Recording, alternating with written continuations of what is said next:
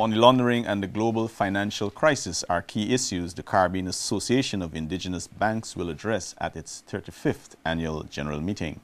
Executive member of CAIB, John Tracy, says the aim is to ensure all member banks adopt standard anti-money laundering principles to be respected by the United States.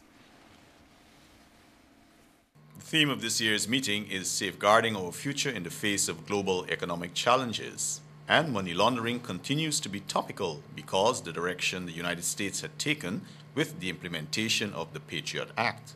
To this end, CIB's executive member John Tracy says regional banks are faced with the challenge of showing the United States their hands are clean. What we will get in addition to our own country's legislations and our own bank policies is we will get the cover of the umbrella of CAIB, saying to the American authorities that our bank subscribe to these policies. You know, in the Caribbean, we are looked upon as a little lax in that area, and that's unfortunate because I don't think we are. Because we need the partnership with the American banks to process international transactions. We need to go beyond what others do to show that we have clean hands when it comes to anti-money laundering. Currently, Guyana holds the chairmanship of the 61 Strong organization, but that chairmanship will be handed over to Jamaica. Also on the agenda is the opening up of membership to foreign banks operating in the region. This, Tracy says, will give the Caribbean banking community a stronger voice. And in light of the global financial crisis, the conference is timely. We are cognizant of the fact that even though our member banks in the Caribbean, this would be the indigenous banks, as far as we know and as far as we have been reported to, are not in any way imperiled by this meltdown. We are still looking at it from the point of view of what spin-offs it can have on the economy as a whole and therefore our customers. Elections of office bearers, training on policies and procedures of risk management and mobile banking is also on the agenda. More than 250 of the region's top bankers are expected to be in Barbados for the conference to be held next month. Welcome back. If you've just joined us, you're with the NCN 6 o'clock news.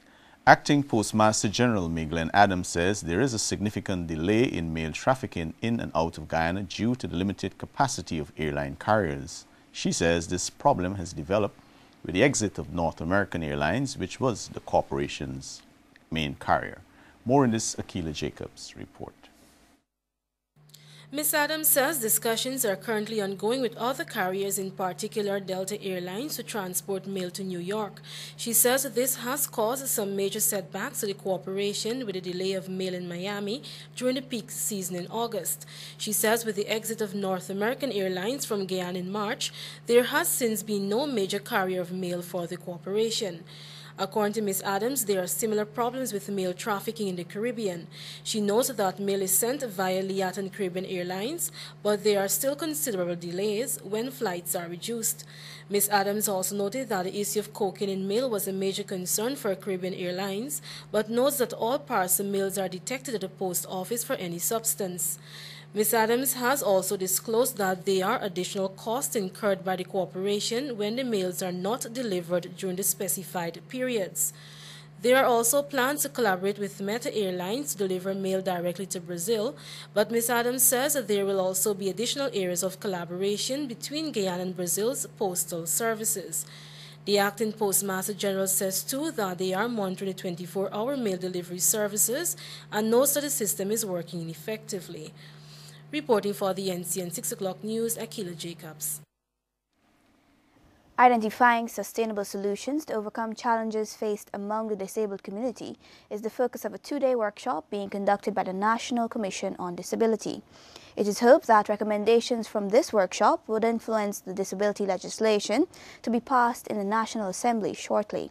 Details from Monica Jones.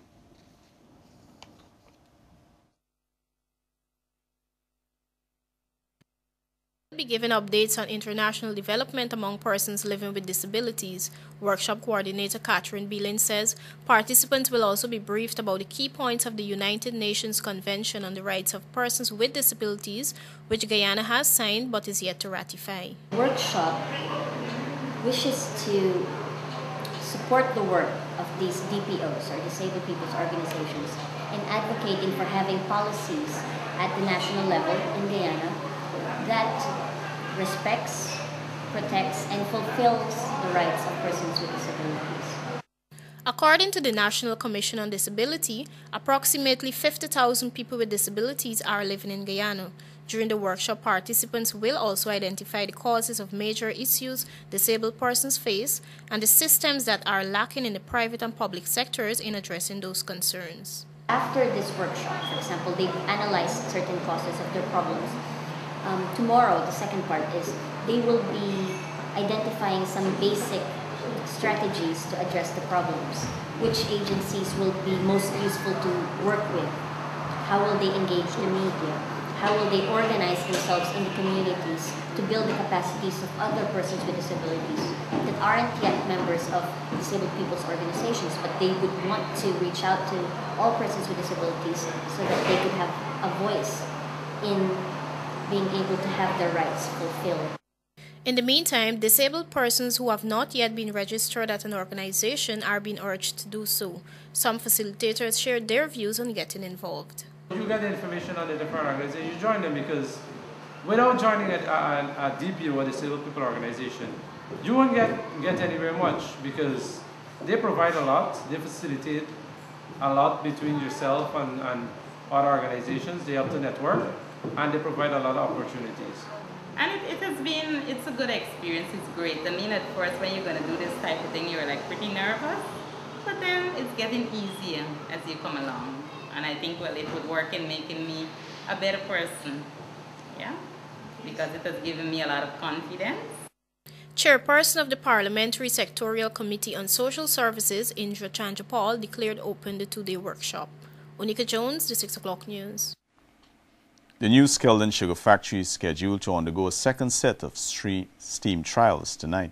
Gaisuco CEO Nick Jackson says burners will be lit tonight to facilitate cane processing, and results should be known by Thursday. Operations at the Skeldon Sugar Estate were halted after the new factory experienced mechanical difficulties earlier last month. It is hoped that once the Chinese contractor is able to execute successful trials, commercial production could begin as soon as possible.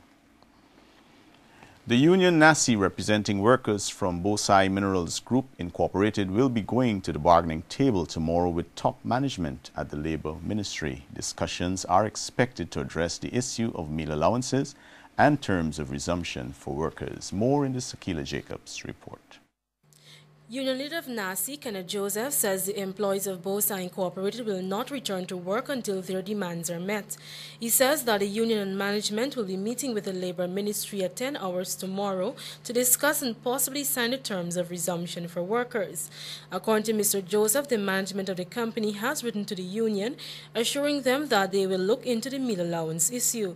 However, the management has not indicated whether the workers who were dismissed or suspended will be reinstated. Mr. Joseph says if reinstatement for the workers is not part of the management's plan, the picketing exercise will continue. NASI representative Hilary Bob told NCN that the workers' action follows continued refusals by Bosai to give a meal or pay for a meal when employees work overtime. The union signed for 8 hours work, so the workers did not do anything that is illegal. The management disciplined those workers. 2 employees get dismissed, about 5 employees get suspended, and all the rest were given letters of warning for leaving the place of work without permission. What the management of the company is saying that the workers acted illegal. And the union is reminding the company that we signed for 8 hours work, so the brothers did nothing wrong. He says those workers who have been issued warning letters, suspended or dismissed should be reinstated since management has not given substantial reasons for their actions. The union NASI has issued an ultimatum on Friday, September 26 to Bosai management to withdraw all attempts to victimize workers. Efforts to contact the General Manager of Bosai, Stephen Ma, and Personnel and Industrial Relations Superintendent Peter Benny for comment proved futile. Reporting for the NCN 6 o'clock news, Akila Jacobs.